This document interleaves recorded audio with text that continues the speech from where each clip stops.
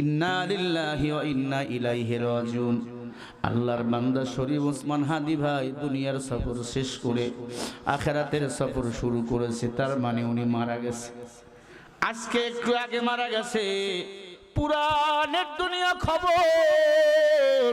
আমরা দোয়া করি আল্লাহ শরীফ ওসমান হাদি ভাইকে জান্নাতের মেহমান বানিয়ে দেন, বলেন আমিন। উনি শহীদ, উনি জান্নাতি, আল্লাহু আকবার। উনি শহীদ, আর উনি বলতো আমি শহীদই মৃত্যু চাই। চিন্তা করেন এই মহিলা কত বড় খারাপ। ভারত দিল্লি থাইকা ওখান থেকে সন্ত্রাসী কার্যকলাপ চালায়। কথা বলে না কেন? যারা মানুষের রক্ত খায়, রক্ত না খাইলে এরা ঘুমাইতে পারে না। এতদিন দেশে থেকে মানুষের রক্ত খাইছে, এখন বিদেশে বৈশা মানুষের রক্ত খায়। কথা বল না? ও মুসলমান, হাদি ভাইয়ের জন্য দোয়া করেন। আল্লাহর বান্দা দুনিয়ার সফর শেষ করেছে, মারা গেছে। আল্লাহ তাআলা যেন তার কবরটা জান্নাতের বাগান বানিয়ে দেন। হয়তো আগামীকাল লাশ দেশে আসতে পারে, পরশুদিন লাশ দেশে আসতে পারে। অনেক টাকার প্রয়োজন, তার স্ত্রী কাছে আছে, তার ভাই আজকে গেছে। অবস্থা বড় ভয়ানক দেখে আগেই তারা চলে গিয়েছে সিঙ্গাপুর থেকে। লাশ বাংলাদেশে আসবে, জানাজা হবে, দাফন হবে। আমরা দোয়া করব আল্লাহ যেন শরীফ ওসমান হাদি ভাইকে জান্নাতের মেহমান বানিয়ে দাও। আমরা বলবো যারা শরীফ ওসমান হাদিকে মারছে এদের প্রত্যেককে ফাঁসি রশির মধ্যে ঝুলাতে হবে। কথা কয় না? এদের আমরা ফাঁসি চাই, চান না? ফাঁসি শুধু দিলে হবে না, এমন ভাবে ফাঁসি দিবেন আর যেন কেউ কোনো মানুষ মানুষকে না মারে। মানুষ মানুষকে কেমনে মারে এটা আমার বুঝে আসে না। এটা কি রাজনীতিকতা? হ্যাঁ, আমার ভাইরে মারছে, ওই আসামির মৃত্যুদণ্ড আমি যদি বলতে না পারি আমার বয়ান করে লাভ কি? আজ হাদিরে মারছে, কাল হাসনাতকে মারবে, পরশুদিন সার্জিসকে মারবে, তারপরে তারেক রহমানকেও মারতে পারে। ঠিক না? ঠিক। আমরা এই আসামিদের মৃত্যুদণ্ড চাই। যারা ভারতে পালিয়ে গেছে সরকারকে বলবো খালি আঙ্গুল চুষিয়েন না আর বেতন খাইয়েন না, ওদের ভারত থেকে নিয়ে আসেন। কথা বল না কেন? ভারত থেকে নিয়ে আসেন, নিয়ে আসে ওপেনলি বাইতুল মুকাররমের সামনে ফাঁসি দেন। আর কোন হাদির মতো কোন মায়ের সন্তান আর জীবন দেবে না। ঠিক না? ঠিক। শেষ কথা, পরিশেষে দোয়া করি আল্লাহ হাদির পরিবারকে হেফাজত করো। সে জান্নাতি, সে শাহাদাতের মৃত্যুবরণ করেছেন। সে গতকালকে চোখ খুলে তাকাইছেন, আর চোখ খুলে তাকাই একটা কথা বলছেন, আমাকে যারা গুলি করেছে, আমাকে যারা হত্যা করার পরিকল্পনা করেছে, আমি মরে যাব যে অবস্থা আমার, এদের বিচার যেন বাংলাদেশে হয়। একটি দাবি করেছে ডক্টর, আজকে এসে বলল এদের বিচার যেন হয়।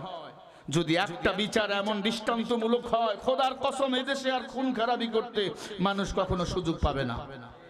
কথা বলে না কেন? আমি যদি আইন উপদেষ্টা হতাম, যদি আমার হাতে যদি স্বরাষ্ট্র ক্ষমতা থাকতো, এই বেঈমানগুলোকে ধরে ঢাকা বড় মাঠ, মিরপুর বড় মাঠে এদেরকে মৃত্যুদণ্ড আমি দিতাম। সব টেলিভিশন চ্যানেলগুলোকে লাইভ টেলিকাস্ট করতাম, এমন ভাবে মৃত্যু দিতাম। আর কোন মায়ের সন্তান, কোন মায়ের বুক খালি করার সাহস কখনো পেত না। চিন্তা করলে এই ছবি ভেসে উঠতো। এজন্য আমি বলি কোরআনের আইন বাংলাদেশে দরকার। কথা বল না কেন? আপনি যদি মুসলমান হন, এটা আপনাকে দিলে ধারণ করতে হবে, কোরআনের সংবিধান বাংলাদেশে দরকার। যে ক্ষমতায় আসুক, আমাদের দাবি একটা, একবার কোরআন দিয়ে রাষ্ট্র চালান তো। 5টা বছর কেমন চলে আমাদের এই দেশটা? আল্লাহ আমাদের সঠিক বুঝ দান করে। আল্লাহ হাদি ভাইকে জান্নাতি বানান। আমিন বলেন, আরো জোরে বলেন আমিন। বেগম জিয়া অসুস্থ, আস্তে আস্তে নাকি সুস্থ হচ্ছে। আমরা দোয়া করি হাদি চলে গেছে, তিনি যেন চলে না যায়। এই সময় আমাদের পাশে তাকে থাকা দরকার। আল্লাহ যেন বেগম জিয়াকে সুস্থ করে দেন। আরো জোরে বলেন মিয়া। আপনাদের এলাকার বৌমা, আপনাদের গৌরব, আপনাদের গৌরব। গোপালগঞ্জ যদি বুক খুলে হাঁটতে পারে, বগুড়ার মানুষ পারবেন না বুক খুলে হাঁটতে? আপনারা, আপনাদের তাদের পাশে থাকা দরকার। ভাইরা আমার একটু খেয়াল করে শুনবেন। গাদ্দার নিমক হারাম যারা, সব সময় তারা মীর জাফর, এদেরকে যদি দুধ কলা প্রতিদিন খাওয়ানোর পরেও এই কালসাপ সবল মারার সুযোগ খোঁজে। এজন্য কালসাপ থেকে সাবধান। কোরআন সুন্নাহ মোতাবেক জীবন চালাবেন। কাফিল বাদরি কেমন কালসাপ, আল্লাহর হাবিবের নাম তাওরাত কিতাব থেকে কাটতেছেন, আল্লাহর কুদরতি কলিজায় দাগ লেগে গেছে। আল্লাহ বলে জিবরাইল, তাওরাত কিতাবে আমার হাবিবের নাম আমি আল্লাহ ঢুকিয়ে দিলাম, এই নামগুলো কেমনে কাফিল পাদ্রি কাটে আমার বুঝে আসে না। পাদ্রি মানে হলো জ্ঞানী। আমরা যেমন বলি হাফেজ সাহেব, মাওলানা, এরা জ্ঞানী।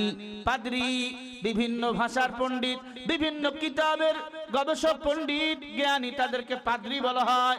কাফিল পাদ্রি যখন আমার নবীর নাম তাওরাত কিতাব থেকে প্রায় কেটে দিতেছে, কয়েক জায়গায় কেটে দিল, আল্লাহ বলে না, এর আর সময় দেওয়া যায় না। চোখের মধ্যে কাফিল পাদ্রির ঘুম চলে আসলো।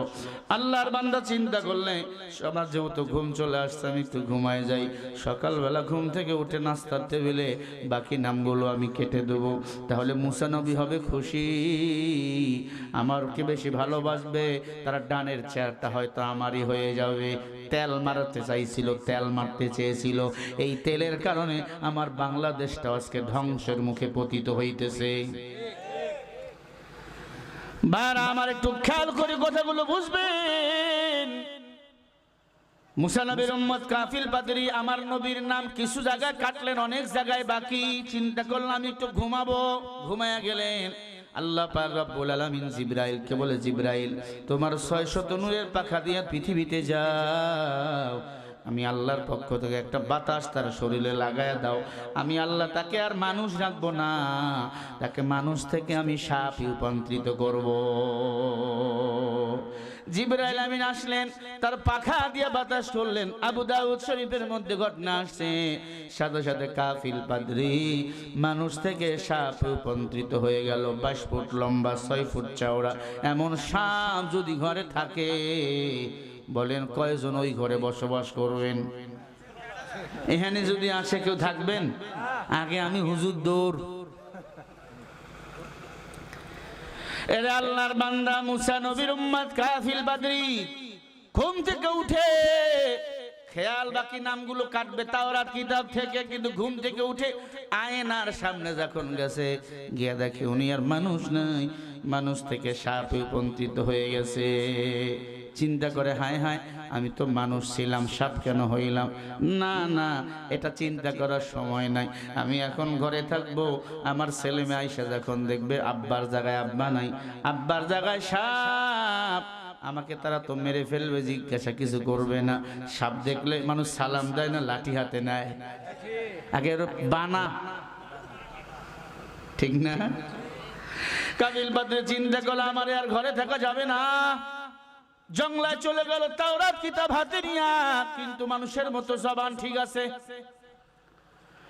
যারা এই পৃথিবীতে আল্লাহ রাসূলের বিরুদ্ধে আশ্রয় নেয়, আল্লাহ রাসূলের বিরুদ্ধে কথা বলে, তাদের জায়গা বাংলাদেশে হয় না, ভারত নামেই দিল্লি জঙ্গলায় জায়গা হয়, ঠিক কিনা?